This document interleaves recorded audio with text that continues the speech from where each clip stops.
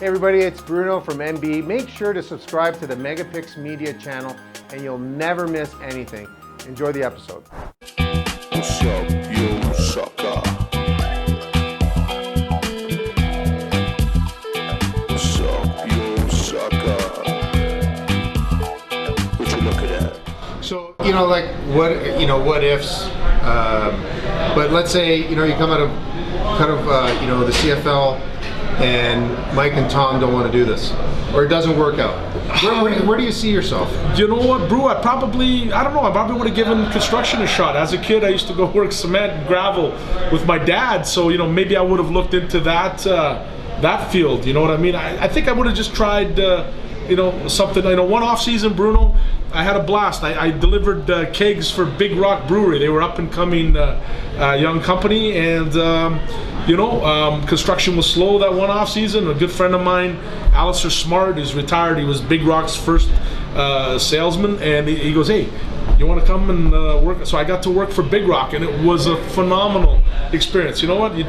People got a kick out of it. You had a Calgary Stampeder delivering beer to your restaurant, but it was great exercise. And you know what, bud? I got to meet Mr. McNally, and then when we started Spolumbos, Mr. McNally was so kind to us. That connection to Big Rock, we had this kind of joint kind of relationship, going forward for years with charity events and that kind of thing. So again, another door got opened because I worked at a great place like Big Rock Brewery. Awesome. Yeah, it's hard to say what ifs, but especially with such a great, successful, knock on wood, area. Brew, yeah, we've been really blessed, Bo. Yeah. But let me ask you this: every time, it's been 21 years, 22 years that I've been coming to this deli. It's amazing.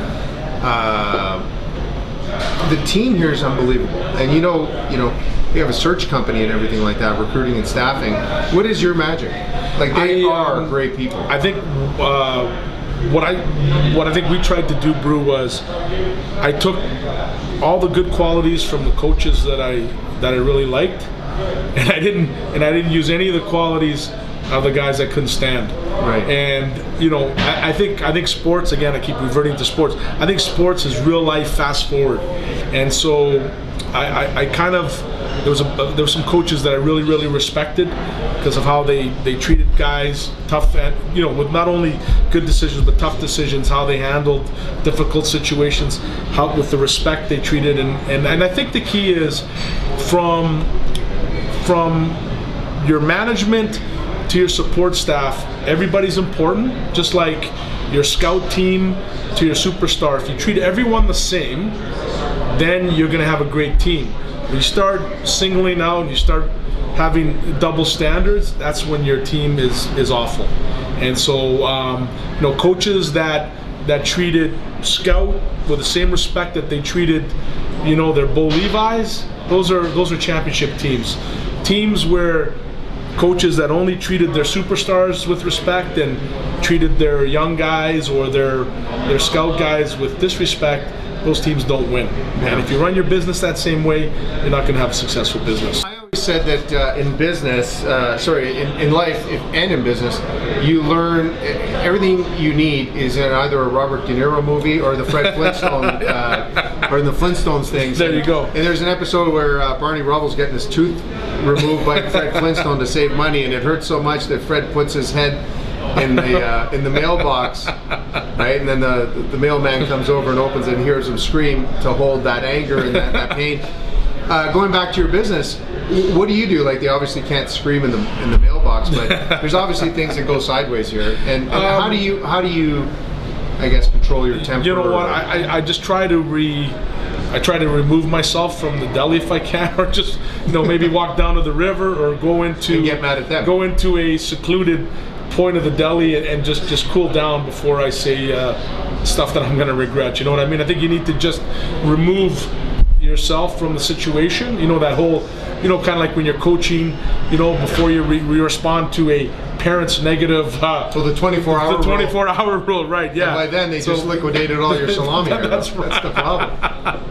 Yeah, no. I think you just you gotta remove yourself, and you gotta calm down and approach it when you're not angry, because being Italian, and that when we're angry we say a lot of things that we don't really mean. It's hard to say sorry after. Yeah, I say in Italian there's a technique. You count to 10 and then you say what's on your mind, but there's no 2 to 9 in Italian. You know, so you just boom, you go after it. But how difficult is it to separate family and business? Oh. Sometimes it's really difficult, because you take family for granted, and so you say stuff to family that you normally wouldn't say to any other employee, because they're your family and they're not going to sue you usually. Yeah. So so you get very that's very, when they get married. No, that's right. Yeah. So you get very very candid, unfortunately, with family. But over the years, I think you learn to treat your family with much more respect too. But yeah, sometimes family, because you grew up in a household together, scrapping all the time, that when you're in business, you just continue that scrapping, and you don't take it personally. Yeah. But you really should try and even treat your family with the same kind of respect you would treat. That's right. Hey everybody, I hope you enjoyed this episode. Remember, if you want someone to be our next guest, simple. Click below in the description and we'll get in touch with them. Thank you for watching, and please subscribe, and you'll never ever miss another episode.